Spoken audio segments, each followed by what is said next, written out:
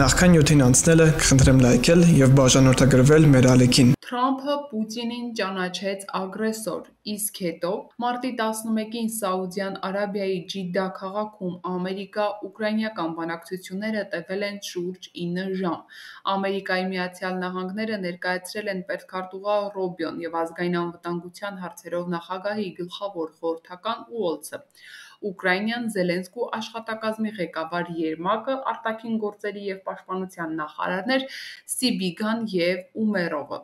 Փորձագետները կարևորում են, որ բանակցությունների ավարտին կողմերը ոչ թե առանձին, այլ համատեղ հայտարարություն են տարածել, դա համարելով տեսակետների, եթե ոչ ամբողջական համընկման, ապա առնվազն ընդհանուր պատկերացումների առավելագույն մերձեցման արտահայտություն։ Ամերիկա-ուկրաինական համատեղ հայտարարության նախաբանում տեղ է գտել չափազանց կարևոր ձևակերպում։ Երկու կողմերի ներկայացուցիչները բարձր են գնահատել իր հայրենիքի պաշտպանության գործում ուկրաինական ժողովրդի քաջությունը եւ համաձայնել, որ այժմ ժամանակն է, որ սկսվի կայուն խաղաղության հասնելու ճանապարհը։ Փետրվարի 28-ին Սպիտակ տան օվալաձև սրահում Թրամփի Զելենսկի բանակրվի ընթացքում, ինչպես հայտնել էին Միացյալ Նահանգների նախագահը գրեթե բաց տեքստով Ուկրաինայի առաջնորդին մեղադրել է պատերազմ սադրելու եւ խաղաղություն պատրաստ չլինելու մեջ։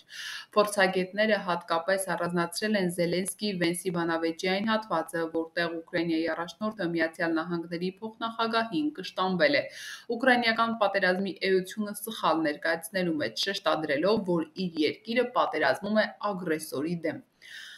Անցած մոտ երկուշաբաթյա ժամանակահատվածում ուկրաինական պատերազմի բնորոշման հարցում Սպիտակ տունը քննադատության է արժանացել Մեծ Բրիտանիայի, Ֆրանսիայի, Գերմանիայի, եվրոպական այլ երկրների, ինչպես նաև դեմոկրատական եւ անգամ որոշ հանրապետական կոնգրեսականների կողմից։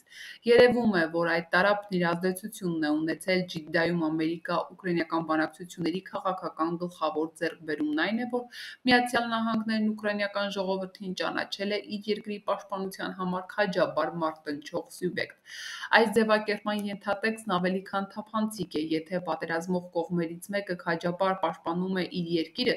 նշանակում է մյուս այդ երկիրը ոչնչացնելու նպատակով հարձակվել է նրա դեմ։ Փաստացի Դոնալդ Թրամփը, իսկ առանց նրա համաձայնության Ջիդդայի բանակցությունների արդյունքում համատեղ հայտարարության մեջ նման չափազանց սկզբունքային բնորոշում տեղ չէր գտնի։ Վլադիմիր Պուտինին միջազգայինորեն ճանաչում է ագրեսոր։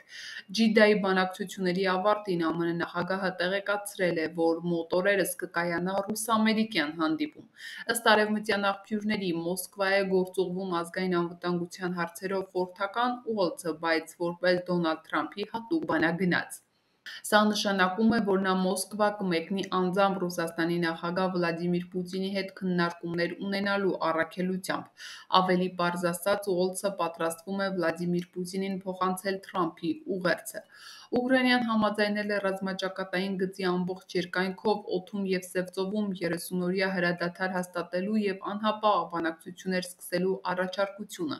Այժմ, ինչպես պետքարտուղար Ռուբիոնն է ձևակերպել, գնդակը Ռուսաստանի կողմում է։ Իհարկե, Ամերիկայի Միացյալ Նահանգների պետքարտուղարը նաև ասել է, որ Ուկրաինան նույնպես պետք է ցավոտ զիջումների պատրաստ լինի, բայց ռուս-ուկրաինական պատերազմի բնույթի ամերիկյան սահմանումը, որ Ուկրաինայի ժողովուրդը քաջաբար պաշտպանում է իր երկիրը, Մոսկվայի համար ոչ մի առումով ընդունելի չի կարող լինել։ Պուտինին, իհարկե, Ղրիմի եւ Դոնբասի մյուս ուկրաինական տարածքները պետք են, բայց որպես Կիևի նացիստական ռեժիմից ազատագրված պատմական ռուսական հողեր։ Եթե դա միջազգայինորեն չի ճանաչվում, ապա ստացվում է դե ֆակտո օկուպացիա, ինչպես մերձբալթյան ԽՍՀՄ տիրապետության տակ, իսկ դա Ռուսաստանին ոչ թե պատիվ է զարգացնում, այլ միջազգային հեղինակազրկում, մեկուսացում եւ մարգիտիլացում է խոստանում։